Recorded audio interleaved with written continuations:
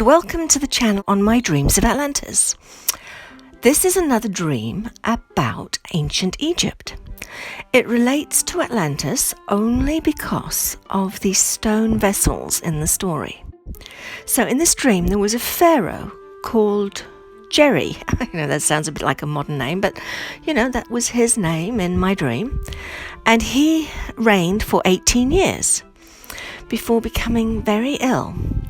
So he thinking that he was going to die, he asked his wife to rule until his son was old enough to take over.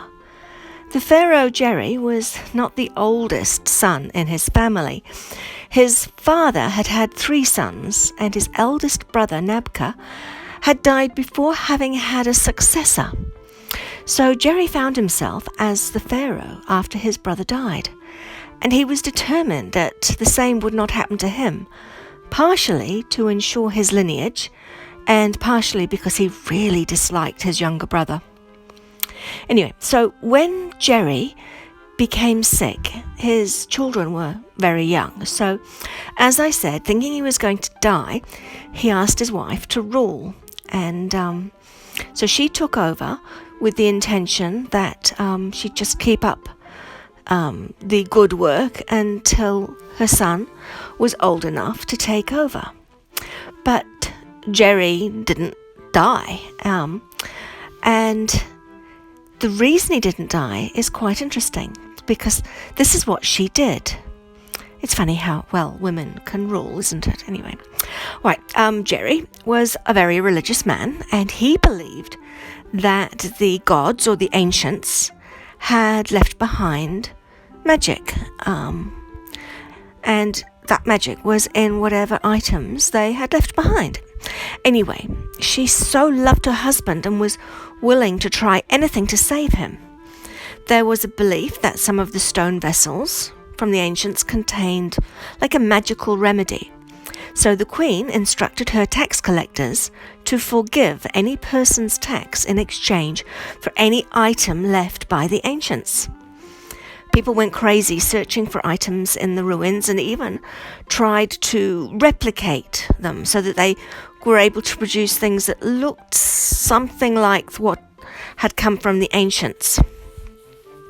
She also knew that previous leaders had been buried with such items, so either a blind eye had to be paid to anyone robbing the tombs, or the queen herself had to organize the robbing.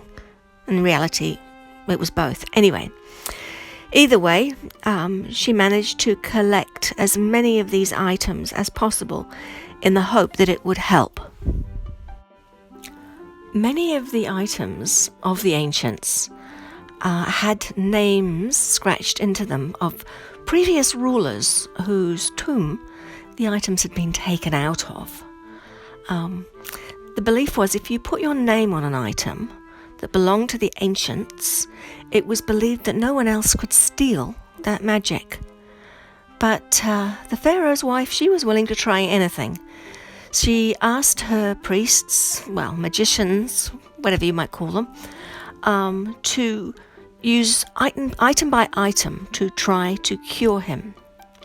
So for years they did as she asked. Anything they found in a vessel, they rubbed on the feet of the sick pharaoh, and if the vessel was empty, they put in it some sickly sweet plant sap and burnt it in the pot, in the belief that if any magic residue was still in there, it would come out with the burning of the sap.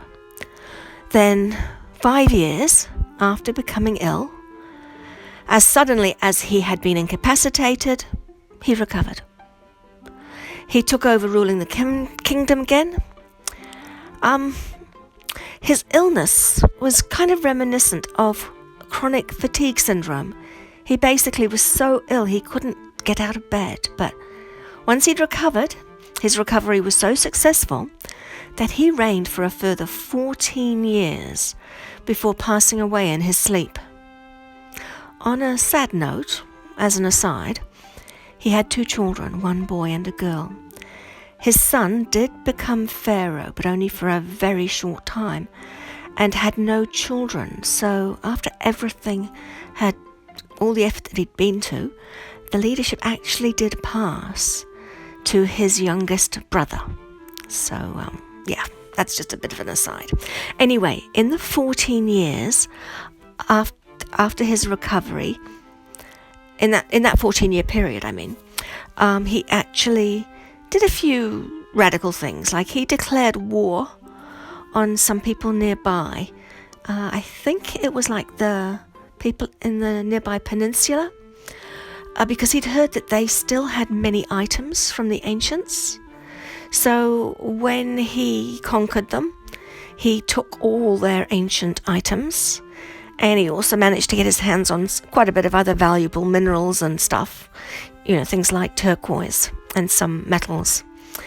By the time he died, he had thousands of items that had belonged to the ancients.